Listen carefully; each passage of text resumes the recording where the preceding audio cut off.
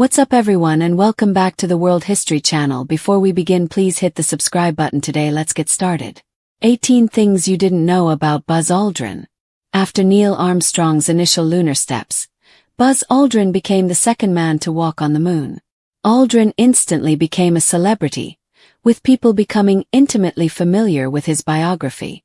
The origin of Buzz Aldrin's nickname and the fact that he was not accepted into NASA's astronaut program until his third attempt are fascinating facts about him. He also had a lot of trouble when he left NASA in 1971. Aldrin has accomplished almost everything from writing novels to flying combat missions. He has stopped drinking, fought with businesses that used his image without permission, punched a denier of the moon landing, and criticized the priorities of NASA's current mission. He's also been an advocate for manned space exploration and for science education. One of the most fascinating figures in American history, Buzz Aldrin, is the subject of the following interesting but little-known facts. The cut of his hair had nothing to do with his nickname. On January 20, 1930, Edwin Eugene Aldrin, Jr. gave birth to Buzz Aldrin. His sister erroneously pronounced brother as Buzzer, which is how the name Buzz came to be. Aldrin's family adopted the abbreviated version, which became so popular in 1988 that he had his name legally changed. His mother's maiden name was Moon.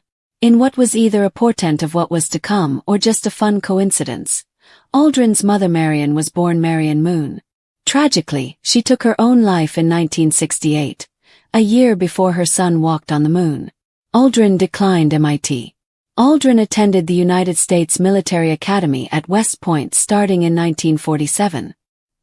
He would eventually attend MIT in the early 60s, obtaining his doctorate in astronautics in 1963. He was a combat pilot in Korea. Aldrin received his degree from West Point in 1951, and he was commissioned as an Air Force second lieutenant. He was assigned to Korea and flew 66 combat missions in an F-86 Sabre jet fighter. He won a number of prestigious medals and shot down 2 MiG-15 fighters. It took 3 tries for Aldrin to become an astronaut. Line-of-Sight Guidance Techniques for Manned Orbital Rendezvous was the title of Aldrin's doctoral dissertation at MIT, and his entire post-war career was geared toward becoming an astronaut. However, Aldrin's first application to the astronaut corps was turned down because he had not been a test pilot, which was initially a requirement for acceptance. When that requirement was lifted, Aldrin was accepted in the third group of astronauts. Aldrin's first space flight wasn't on Apollo 11. Aldrin actually spent his second time in space on the Apollo 11 mission, which was also the one that saw Armstrong and Aldrin walk on the moon. In 1966, Aldrin was given the job of piloting Gemini 12, the last Gemini mission. On that mission, he set a NASA record for the most time spent in space on an EVA. Aldrin aspired to be the first person to walk on the moon. Buzz Aldrin wanted to be the first person to walk on the moon, even though Neil Armstrong, the commander of the Apollo 11 mission, was the first. NASA protocol up until that point was that the less senior officer on a mission would be the first one out on a spacewalk, allowing the commander to stay inside if something went wrong. Various sources tell different stories, but both Aldrin and NASA apparently wanted Aldrin to come out first, leaving Armstrong inside to monitor Aldrin's walk. Aldrin couldn't get out first because of his position inside the lunar module. Armstrong was closer to the door. Aldrin conducted the first religious ritual on the moon. As the second human being to walk on the moon, Aldrin is the holder of a number of firsts on the moon. He used a communion kit from his Houston home church, where Aldrin was an elder, to conduct the first lunar religious service. The communion wasn't broadcast, and was kept a secret for many years, due to a lawsuit against NASA by a preeminent atheist who objected to religious readings in previous missions. Aldrin later stated that he might not have performed the communion ceremony if he had to do it over again. He was also the first person to eat on the moon. Buzz Aldrin, along with Neil Armstrong, was the first person to eat on the moon when he landed and ate dehydrated snacks and ham and salad sandwiches. Finally, he was the first man to ever urinate on the moon, relieving himself in his spacesuit, while hundreds of millions of people around the world watched. It's possible that Aldrin's pen saved his life. There were a lot of challenges that Armstrong and Aldrin had to overcome when they landed Apollo 11 on the moon. Most notably, they overshot their landing spot and nearly landed in an area strewn with rocks, avoiding them in a maneuver that nearly cost them all their fuel. Aldrin realized that the switch to turn on the ascent engine had broken off when it came time to launch the lunar module to leave the moon and return to the command module. They would be stuck on the moon until someone could rescue them, or for good, if they couldn't start the engines. Fortunately, Aldrin thought fast and used a felt-tipped pen to push the circuit back in and fire the engines. Aldrin sold cars after leaving the Air Force. Aldrin resigned from NASA in 1971 and the Air Force in 1972. He worked as a civilian manager for the Air Force, but he had trouble keeping up with the demands of his fame. He drank heavily and was depressed, and his marriage ended shortly after he retired. He got married again and started working as a car salesman in Beverly Hills, but he never sold many cars. Aldrin got clean in 1978 after hitting bottom, and ever since then, he has had a happy personal and professional life. He's written several books. Aldrin has written several memoirs, including Return to Earth in 1973, and Magnificent Desolation in 2009. They talk about the specifics of the moon missions and the difficulties he had when he got back, when he became one of the biggest celebrities on the planet. In addition, he has penned a number of science fiction novels and has spoken out in favor of expanding space exploration. He's been fined by a number of businesses for using his image for personal gain. While Aldrin wore an Omega watch during his moon landing, he claimed the company used his image without permission or compensation in advertising the watch. He also sued Topps after the company issued trading cards with his image and didn't agree on a licensing fee with him. He has played himself in movies and on TV. Since Apollo 11, Aldrin has had a bit of a second career playing himself in various films and TV series. The Big Bang Theory, The Simpsons, Space Ghost, 30 Rock and Transformers. Dark of the Moon are just a few of Aldrin's film roles, which he has always played himself. He also competed on Dancing with the Stars in 2010. Aldrin is a devoted Mason. Aldrin, like a lot of high-ranking military officers, is a Freemason who is very involved in his lodge. Aldrin is a member of Clear Lake Lodge No. 1417 in Texas and a 33rd degree Mason. Aldrin punched a moon landing denier in the face. Bart Sibrel, a filmmaker and skeptic of the moon landings, confronted Aldrin in a Beverly Hills hotel on September 9, 2002, and demanded that Aldrin swear on a Bible that the landings weren't fabricated. After Sibrel called Aldrin a coward and a liar, Aldrin responded by socking him in the jaw, which was caught on tape. Aldrin, contrary to popular belief, never claimed to have seen a UFO. The UFO community saw Aldrin as an ally after a 2005 Science Channel interview in which he appeared to claim he saw something he believed to be an alien ship outside the window of Apollo 11.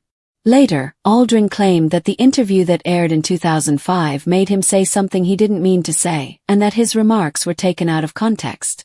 Aldrin was really saying that he saw something outside of Apollo 11 that looked like a detachable adapter panel. But since he couldn't be sure, the object was quite literally an unidentified flying object, but not an alien ship. He has not shied away from NASA's criticism. In his book, Mission to Mars, My Vision for Space Exploration, Aldrin outlines his idea for how NASA could carry out a manned mission to the Red Planet, which is not shared by NASA. Aldrin also criticized the Obama administration for the NASA Asteroid Redirect mission, which is intended to capture a near-Earth asteroid and bring it back to Earth for study. Bringing an asteroid back to Earth. What connection does that have to space exploration? Aldrin asked in 2013. If we were moving outward from there and an asteroid is a good stopping point, then fine. However, it has now evolved into an entire planetary defense exercise at the expense of our exploration. Edwin Buzz. Aldrin followed just a few seconds after Neil Armstrong took that historic first step onto the lunar surface on July 20, 1969, making him forever the second person to walk on the moon. Aldrin's story is equally remarkable, filled with fascinating facts, lesser-known anecdotes, personal triumphs, and public battles, despite the fact that Armstrong's name has frequently been the most widely associated with the moon landing. Most people know Buzz Aldrin as an astronaut, a war veteran, and a vocal advocate for space exploration, but the man behind the visor is full of surprises. Starting with his name, Buzz. The moniker didn't stem from a military call sign or some NASA nickname. Instead, it came from childhood mispronunciation. Aldrin's sister couldn't say brother, and instead called him Buzzer. The affectionate mispronunciation stuck, and the family shortened it to Buzz. So much so that in 1988, Aldrin had his legal name changed from Edwin Eugene Aldrin Jr. to Buzz Aldrin, officially adopting the worldwide recognized identity. Aldrin's mother was born with the surname Moon, meaning Marion Moon, which is odd considering that her son would walk on it. Tragically, she committed suicide in 1968, a year prior to her son's historic flight, casting a shadow over one of humankind's most illuminating moments. Before he became an astronaut, Aldrin lived a life already rich with accomplishment. He graduated third in his class at the U.S. Military Academy at West Point in 1951 and was commissioned into the Air Force. He shot down 2 MiG-15s during 66 combat missions in an F-86 Sabre during the Korean War. He was awarded the Distinguished Flying Cross and other military decorations for his bravery and skill. But the skies were not enough for Aldrin. He had his sights set on space. He continued his education after his military service, earning a Doctor of Science in Astronautics from MIT. His thesis, Line of Sight Guidance Techniques for Manned Orbital Rendezvous, became a critical contribution to the techniques that would later allow spacecraft to dock in orbit, a key capability in space missions. However, despite his credentials, Aldrin was rejected twice when applying to NASA. At the time, NASA had strict requirements. One had to be a test pilot to qualify as an astronaut. Aldrin was turned down because he had no experience as a test pilot.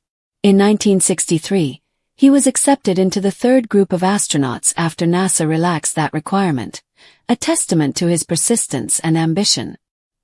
His first mission was Gemini 12, which he piloted in 1966 and successfully completed. He spent more than 5 hours outside the capsule, which was a NASA record at the time. His EVA work assisted in resolving issues that astronauts had encountered during previous spacewalks, which had been significantly more physically taxing and awkward than anticipated.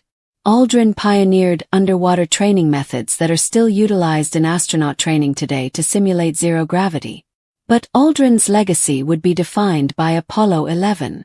He was assigned to the mission along with Neil Armstrong and Michael Collins, and though Aldrin hoped to be the first man to walk on the moon, NASA ultimately chose Armstrong. The official reason was pragmatic. The design of the lunar module made it easier for Armstrong, seated closer to the hatch, to exit first. There were also political and image considerations. Armstrong was thought to be the ideal first ambassador for humanity's giant leap because he was reserved and quiet. Aldrin, on the other hand, made history right after him. Aldrin was in awe of the magnificent desolation of the lunar surface as Armstrong delivered the well-known line, "One small step." And he quietly conducted another unprecedented act. Buzz Aldrin performed the first religious ritual on the moon. A devout Presbyterian elder, Aldrin had received permission from his church to take a small communion kit with him to the moon. He took communion, making it the first sacrament performed on another celestial body, in the quiet privacy of the lunar module. This moment was kept secret for years, as NASA was then facing a lawsuit from atheist Madalyn Murray O'Hair, who had objected to the reading of Genesis by the Apollo 8 crew. Later, Aldrin thought about how he might not have done it if he had known the controversy it would cause, but at the time it felt very important. Another odd first goes to Aldrin as well. He was the first human to urinate on the moon. While it may not be as poetic as Armstrong's words or as solemn as a lunar communion, it's a reminder of the human side of space exploration. Food was also on the menu. Dehydrated snacks and sandwiches, shared between the two astronauts during their stay on the moon. Aldrin's experience wasn't without peril, however. After collecting samples and completing experiments, Armstrong and Aldrin returned to the lunar module, only to discover that a small circuit breaker switch, essential for firing the ascent engine, had snapped off. Without this switch, The lunar module might not have been able to lift off. Stranded on the moon, their prospects would have been grim. Aldrin fortunately improvised. He used a felt-tip pen to activate the circuit. It's possible that pocket-sized, straightforward instrument would have saved both their lives and ensured their return to Earth. But Aldrin's challenges weren't left behind in space. After returning from the moon, he struggled with his celebrity status and the lack of a clear next mission. He retired from NASA in 1971, and soon after, the structure and purpose that had defined his life faded. He suffered from depression and alcoholism, a battle he later spoke openly about. Aldrin sought treatment during a time when mental health was stigmatized, recovered, and became an advocate for both mental health awareness and substance abuse recovery. He also went through 3 divorces, each highlighting the difficulty astronauts faced in adjusting to life after space, where few experiences could match the intensity or significance of their missions. Despite these setbacks, Aldrin's post-NASA life has been anything but quiet. He wrote several books, including Magnificent Desolation, his autobiography, and science fiction novels that show his continued interest in space exploration. He's appeared in television shows, documentaries, and even rapped in a collaboration with Snoop Dogg, always unafraid to step outside the mold. He's also fiercely protective of his legacy. In 2002, while arriving for a speaking engagement, Aldrin was confronted by a moon landing conspiracy theorist who tried to goad him into admitting the landings were faked. The man, Bart Sibrel, pushed Aldrin with a Bible and called him a coward and a liar. Aldrin responded with a swift punch to the jaw. Despite the fact that the act was provoked, authorities decided not to pursue charges.